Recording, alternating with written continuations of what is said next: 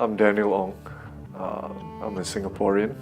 I'm a policeman with the Singapore Police Force.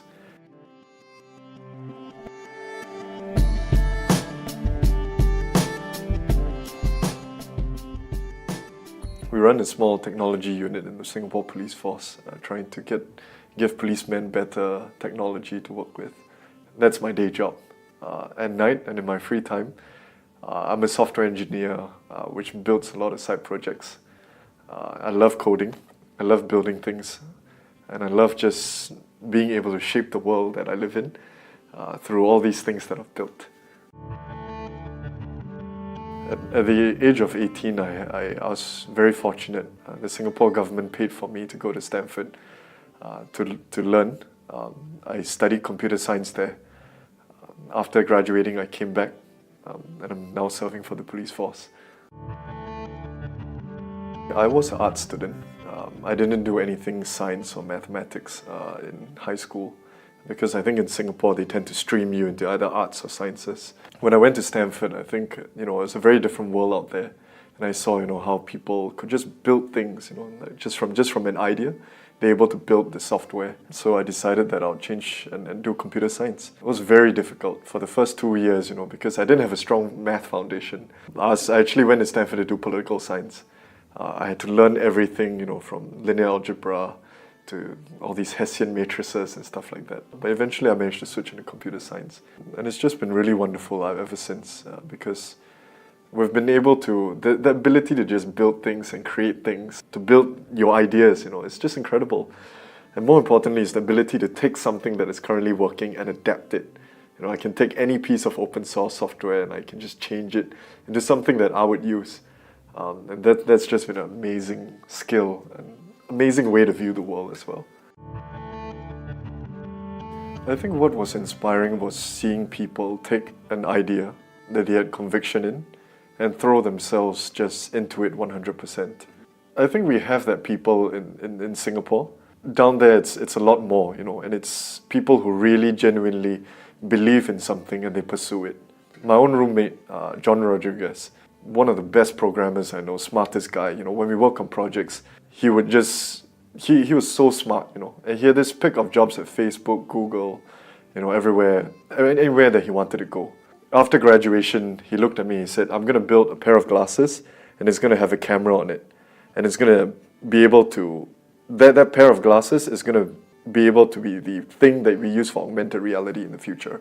I said, oh, that's very interesting. He said, do you want to help out? I said, no, I'll go to a big company. John Rodriguez, I think 4 years later, what he did was he managed to build that pair of spectacles. The first pair is horrible to use. The second pair is better. The third pair, could do what he thought it could. He got bought by Snapchat, and today he's building out Snapchat spectacles. He has built out Snapchat spectacles. I think that was what was inspiring about the Bay Area. There's people who believed in an idea. They just throw themselves into it, not caring what the loss was, not caring so much what the opportunity cost was. And they would just take it, they would research the technical parts, and they build it. I think what is cool about programming is it's not the programming, it's the way that you think. And programming teaches you to think. So you look at economics, that's the subject which I first wanted to study. Economics gives you, 4 or 5 very, very powerful tools with which to think. There's marginal, the marginal, which is very important, there's supply, demand, there's a whole bunch of other mental frameworks which you use to think. What programming teaches you is actually a very different set of tools to think about the world. It's a lot about architecture, There's a lot about refactoring.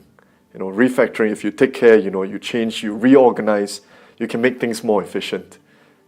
You learn if you learn certain things, if you're going to do it more than 10 times, you're just going to automate it. You're going to learn to write tests to make sure that what you're building, you're testing for. You learn about version control, how do you control, how do you collaborate, how do you make sure that things stay in time. So there's an incredible amount of new tools, new frameworks, new ways to think about this universe, which is just in bytes. So many of those ideas, if you just took some of those ideas from the programming world and you applied them somewhere else, it's a treasure trove of ideas. So I think that there are two ways to think about it. One is that you do programming as your everyday skill. And there's the other way is that you have these programming skills and you find a way to use them in your career. I didn't take the first route, I don't code professionally. I mean, I code at home, I like try to automate my house, I have all these side projects. But when you take programming and you use it in a way that, in an industry which is pretty far from software, I can tell you just the ideas, it's just like someone who has seen all these new ideas and there's so many things you can do, so many problems you can solve. Yeah, it's a great choice, if you learn how to program, go somewhere where there are not a lot of software engineers. There's so many things you can transform.